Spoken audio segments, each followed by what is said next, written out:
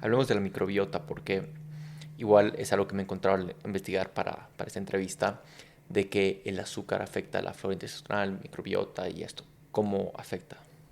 Ok, la glucosa es necesaria para la microbiota porque obviamente le da energía y pone a trabajar todo esto. Primero hay que Ujú, definir qué es la microbiota para entenderlo. O sea, la microbiota es como una capa ujú, que está en nuestro cuerpo que está conformada por microorganismos que son benéficos para nosotros, porque luego escuchamos de bacterias, virus, parásitos, arqueas que nos dan enfermedades, ¿no? Cuando están en equilibrio en esta microbiota, nos dan muchísimos beneficios porque nos ayudan a el metabolismo, a ujú. procesar alimentos, a sintetizar, a cortar, a desechar, a absorber, o sea, nos ayudan a hacer muchísimas cosas, incluso la producción de ciertos, de energía y de ciertas moléculas que van a ayudar a disminuir los radicales libres o que mejoran la absorción o que te ayudan en el sistema inmunológico. Y de hecho se ha visto que hasta en la salud mental, o sea, hasta hay ciertos componentes que la microbiota puede segregar por sus funciones y procesos que van a ser precursores de sustancias que necesitamos para estar felices, ¿no? Mm, Como serotonina y dopamina. Pero bueno, a lo que voy es, cuando está en equilibrio nos da muchos beneficios. Cuando hay un sobrecrecimiento de estos microorganismos, banderita roja y hay que prestar atención para ver cómo lo controlamos porque no puede estar en exceso, pero tampoco puede estar en cantidades muy mínimas. Cuando está en cantidades muy mínimas es cuando decimos barriste toda tu microbiota. Eso es lo que me pasó a mí. Y cuando está en exceso o en cantidad o en muy poca cantidad, hablamos de una disbiosis de la microbiota. O sea, no está en un equilibrio. Entonces ahí es cuando empiezan a haber problemas. La disbiosis de la microbiota, cuando no hay suficientes microorganismos que protejan el intestino, específicamente el intestino, lo que hace es que está aquí, por ejemplo, una capita de la ujú. mucosa del intestino y luego está la microbiota arriba. Si esto disminuye, la microbiota disminuye esos microorganismos, no hay tanta protección, entonces dejamos muy expuesta la mucosa. La mucosa, en la mucosa intestinal están células así pegadas y si no hay nada que lo proteja, estas células se empiezan a abrir. Ujú. Cuando esas células del intestino se empiezan a abrir, por aquí se filtra todo lo que no debería de pasar. O sea, muchísima más agua, sustancias tóxicas, moléculas, o sea, toxinas, moléculas más grandes que empiezan a hacer un desastre dentro de todo el sistema digestivo y por eso nos inflamamos, nos sentimos mal, no tenemos energía. Esta apertura de las células del intestino es lo que comúnmente se llama intestino permeable. No sé si has escuchado como Sí. que el intestino siempre es permeable. O sea, yo creo que no debería de llamarse intestino permeable, sino hiperpermeable. Cuando es Ujú. hiperpermeable es cuando ya es una patología, ya es una enfermedad. Claro. Y entonces ahí empiezas a tener riesgo de muchísimas cosas, incluso cáncer, ¿no? Mm, Empieza a fallar tu sistema inmunológico, puedes tener inflamación constante, tus células de todo el cuerpo se empiezan a inflamar, puedes tener reacciones alérgicas, el sistema inmunológico comprometido, puedes empezar a tener, o es un factor de riesgo para resistencia a la insulina y diabetes. Bueno, te puedo enumerar 1000 cosas que pueden suceder.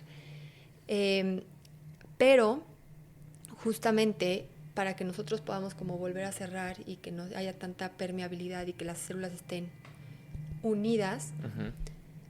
hay que fortalecer o hay que hacer que crezca esta microbiota para proteger la mucosa. Justamente necesitamos glucosa también para hacer eso, no en exceso, sino en una cantidad específica para que los microorganismos, las bacterias tengan energía para poder funcionar, o sea, de ahí comen. Pero también necesitamos fibra, que son los famosos probióticos, digo, Ujú. prebióticos, disculpa. Son los famosísimos prebióticos, toda esa fibra y sustancias que tú le vas a, sí, de alimentos que tú le vas a dar a todos estos probióticos, son los prebióticos. Los prebióticos pues pueden ser frutas y ahí viene también azúcar, ¿no? Entonces, por eso digo, no hay que satanizar, lo necesitamos para hacer Ujú. funcionar y para estar en un equilibrio. Pero obviamente si empezamos a tener exceso de azúcar, empieza a pasar lo mismito, que se empieza a acumular tanto que nuestras células ya no lo pueden cortar, lo empiezan a almacenar, se empieza a distraer, nuestro organismo se empieza a distraer y empieza a enfocar toda su atención en cortar ese exceso de azúcar o de glucosa. Y entonces deja de prestar atención a otras funciones o la energía se ve saturada ahí. De hecho, hay ciertos probióticos que cuando tú los tomas y fomentas su crecimiento con prebióticos y probióticos, te ayudan muchísimo a cortar esas cadenas pues de energía almacenada, por así decirlo. Entonces, de repente tú los empiezas a tomar y como te ayudan a cortarlos para empezarlos a utilizar y que te sientas mejor y que no haya tanta grasa visceral, te sientes con más energía, porque al final esa grasa que está acumulada, si la cortas, si la destruyes, si la utilizas, es energía. O sea, Claro. al final se traduce en energía. Entonces, está todo junto con pegado, todo se relaciona. O sea, lo importante es el equilibrio. Obviamente si tienes exceso de azúcar vas a necesitar más agua, entonces hay que tomar mucha agua. ¿Por qué? Porque el azúcar deshidrata. O sea, es un tema que va pegado con otro y al final todo se resume en hay que estar equilibrados. O sea, Claro. no hay que satanizar. Si te quieres comer hoy un dulce, está perfecto. No pasa nada, pero no lo hagas todos los días. ¿Por qué? Porque hacerlo todos los días es llegar a un extremo, es un exceso. Claro. ¿No? Hablemos sobre las hormonas fertilidad y líbido, que igual es algo que he visto que hay un efecto del azúcar en esto. Háblanos sobre eso. Ok, pues así como cualquier sustancia que empezamos a consumir, y puede ser hasta unas sustancias tóxicas, que el azúcar en exceso es una sustancia tóxica también. Claro.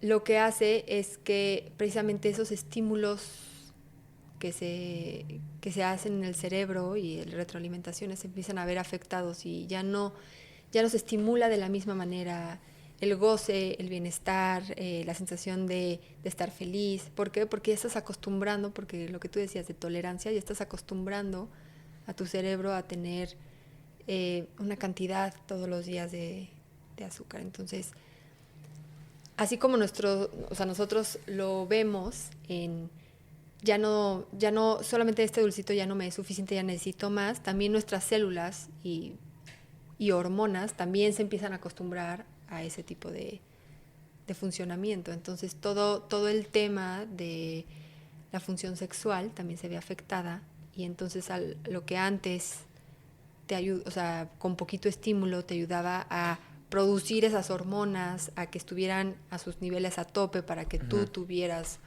o sea, te desenvuelvas correctamente en el tema sexual, pues ahora se ve perjudicado porque necesitas ahora todavía más para poder empezar a activar ese sistema hormonal y por eso se ve relacionado con el líbido.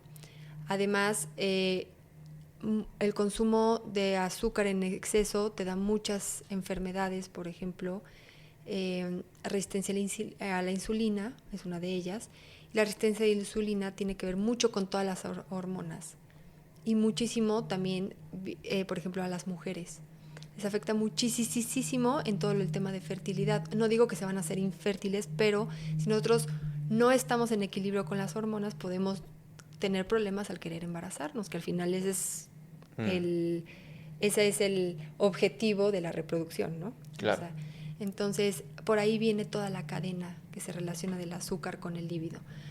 No te voy a decir que si comes hoy una paleta, mañana ya no vas a tener líbido, no, o sea, pero otra vez es el exceso y el poco equilibrio que le estás dando o el poco buffer que le estás dando a tu cuerpo de volver a sus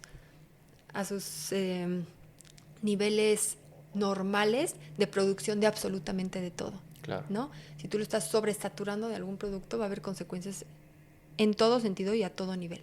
Imagino que hay estudios, ¿no? Digamos de que, por ejemplo, hablando de las mujeres que consumen azúcar en exceso versus no consumir, que tienen una dieta más saludable, tienen líbido más alto.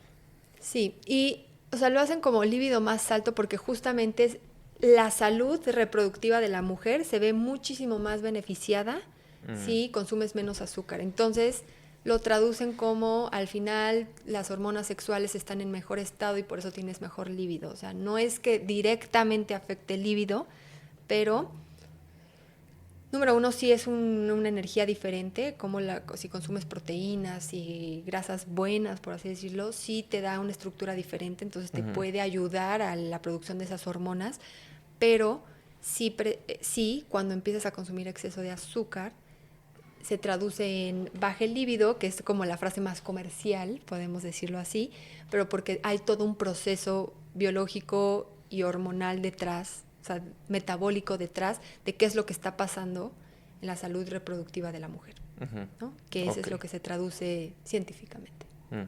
¿Qué tal, mi gente? Si disfrutaste de este momento, puedes hacer clic justo aquí para ver la entrevista completa.